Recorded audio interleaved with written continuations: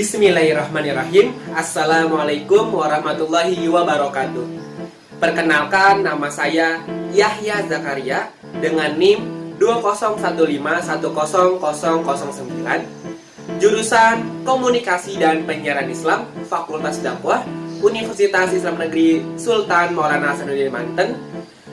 Di sini saya akan menjelaskan tentang mata kuliah Komunikasi Massa dengan materi fungsi dan peran komunikasi massa.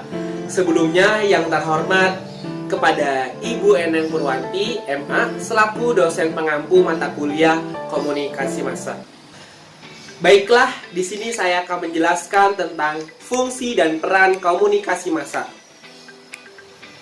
Apa sih komunikasi massa?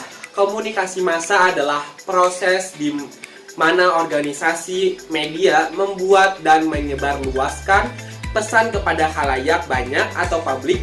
Organisasi-organisasi media ini akan menyalurkan pesan-pesan yang akan mempengaruhi dan mencerminkan budaya suatu masyarakat. Lalu informasi ini akan mereka hadirkan serentak pada khalayak luas yang beragam. Hal ini membuat media menjadi bagian dari salah satu institusi yang kuat di masyarakat. Dan dalam komunikasi massa, media massa menjadi otoritas tinggal yang menyeleksi, memproduksi pesan, dan menyampaikan kepada khalayak. Dalam hal ini banyak yang bisa kita dapatkan dari komunikasi terlebih terhadap khalayak ramai, serta bagaimana cara mencermati manusia dalam kehidupan dengan mempelajari dan sharing fungsi serta apa itu peranan komunikasi massa.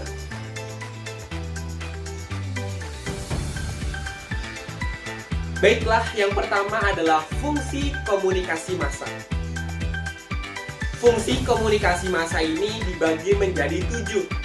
Apa sih 7 bagian itu? Yang pertama adalah pengawasan, yang kedua adalah korelasi, yang ketiga adalah sensasionalisasi, yang keempat adalah hiburan, dan yang kelima adalah penularan, yang keenam adalah mobilitas, serta yang ketujuh adalah validasi.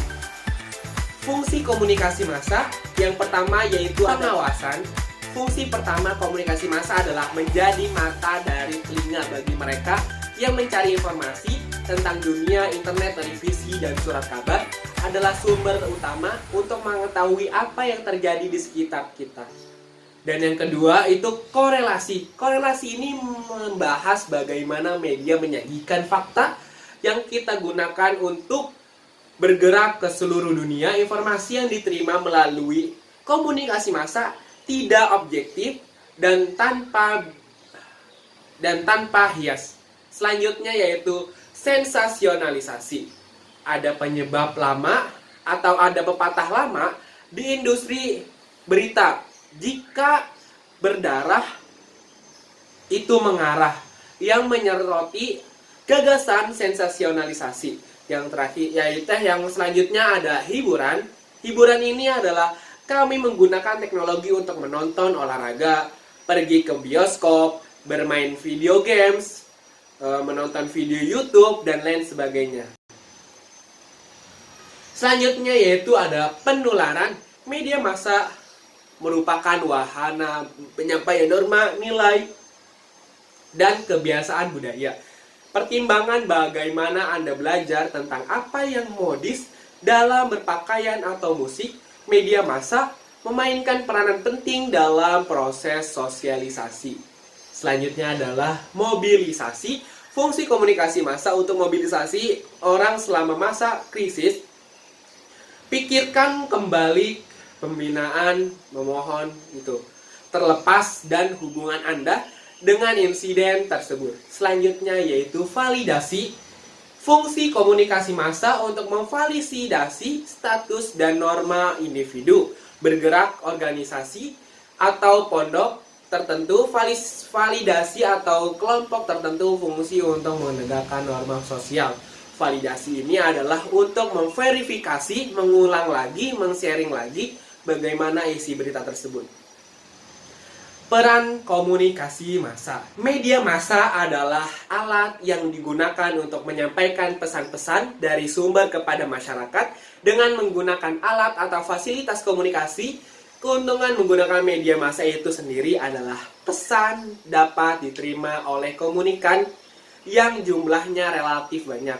Dalam komunikasi massa ini, media massa menjadi otoritas. Tinggal yang menyeleksi, memproduksi peran, dan menyampaikan orang-orang. Nah, komunikasi massa ini sendiri adalah proses yang dimana organisasi media membuat dan menyebarluaskan pesan kepada publik. Komunikasi massa juga mempermudah masyarakat dalam mempengaruhi atau memenuhi kebutuhan sehari-hari. Nah, kesimpulannya dari kita mempelajari fungsi dan peranan komunikasi massa ini adalah komunikasi massa ini lekat dengan dalam hal kemanusiaan dan masyarakat. Kenapa bisa begitu? Karena menyebarluaskan ini hubungannya dengan masyarakat atau humas.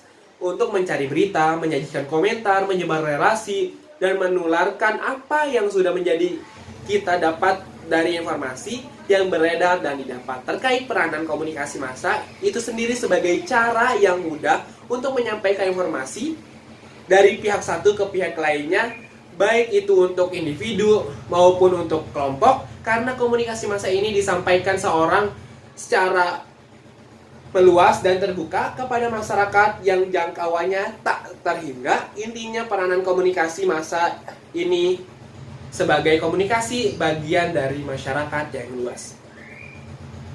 Syukran kasyiran. Mungkin itu saja yang dapat saya sampaikan. Kurang lebihnya mohon maaf. Kesalahan datangnya dari saya, kelebihan datangnya selalu dari Allah Subhanahu wa taala. Akhirul kalam. Wallahu muwaffiq ila qomentorik. Assalamualaikum warahmatullahi wabarakatuh.